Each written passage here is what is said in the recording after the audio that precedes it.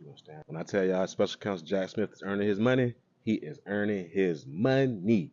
I'm sitting here looking at this new indictment that they filed against Donald Trump, and it's pretty fucking interesting. That might not be your thing, but if that's your thing, it's 165 pages. It's a lot shorter than most of the books that I read. Jack Smith laid out a pretty good case of why they think Donald Trump tried to steal an election. One of the first things that you'll notice that they actually say that Donald Trump knew that he lost, and they have a lot of testimony from different individuals. Now, a lot of this stuff is redacted, but I'm going to read some things from you. If I say P's and nines and all that stuff and C's, just know I'm talking about a real person. They just redacted that name. P9 repeatedly gave the defendant his honest assessment that CC1 could not mount a successful legal challenge to the election. For instance, when the defendant told P9 that he was going to put CC1 in charge of the campaign's legal effort, but pay him only if they succeed, P9 told the defendant he would never have to pay anything. In response, the defendant laughed and said, "We'll see."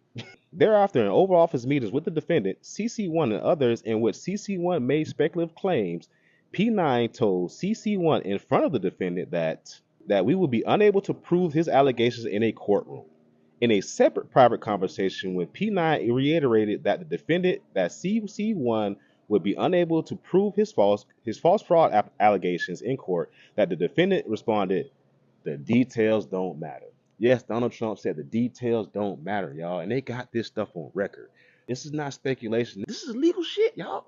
Now, they're going to lay out basically section by section what they think Donald Trump tried to do. They basically said the defendants and his co-conspirators, and I quote, also demonstrated their deliberate disregard for the truth, and thus their knowledge of falsity.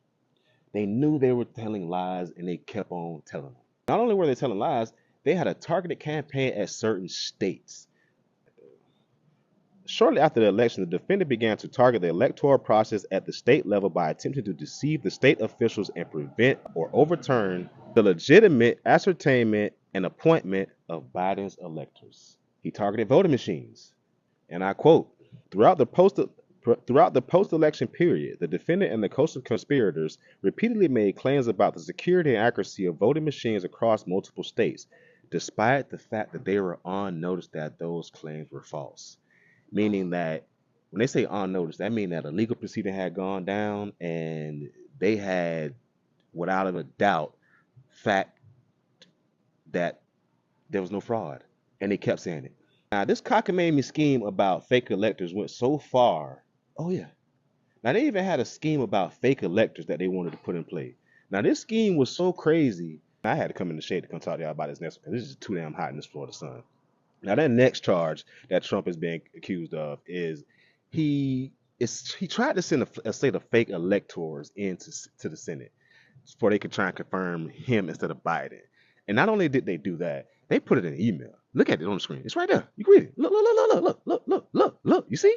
Now, speaking of Pence, he started a pressure campaign on Mike Pence that morning of January 6th like no other.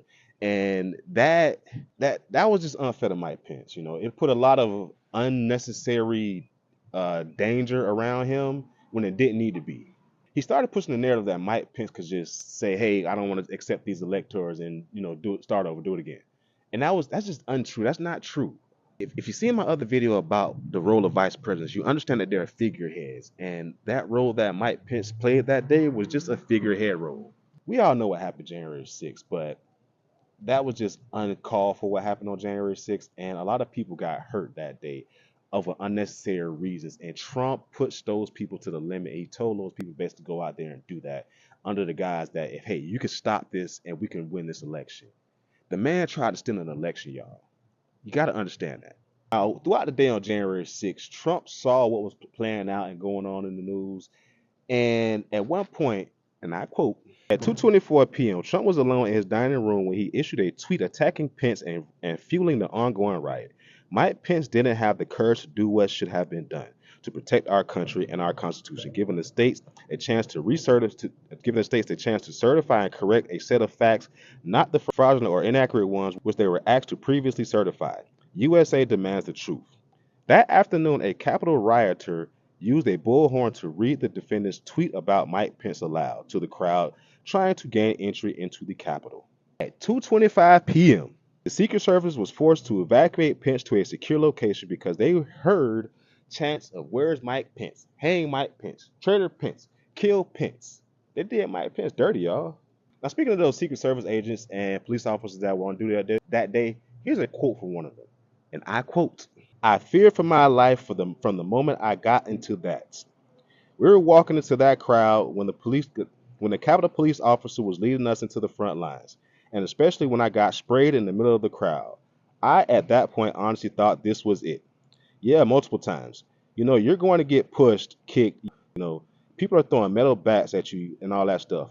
I was like, yeah, this is fucking it." Now, that was the Capitol Police officer's quote.